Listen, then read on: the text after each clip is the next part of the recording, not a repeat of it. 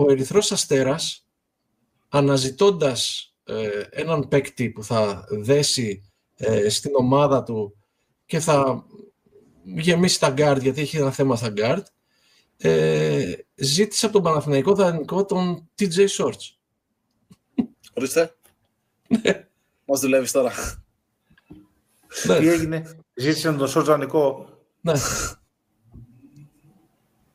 Πήρε τι Παναθηναϊκός.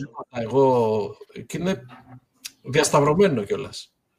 Και ρώτησε ο Αστέρας, όταν το έμαθα εχθές και το έψαξα κιόλας λιγάκι, ξέρεις, με διάφορους τρόπους, κάπου είδα ότι πρέπει να πήρε τηλέφωνο και τον Ολυμπιακό για τον Σέμπιεν Λι.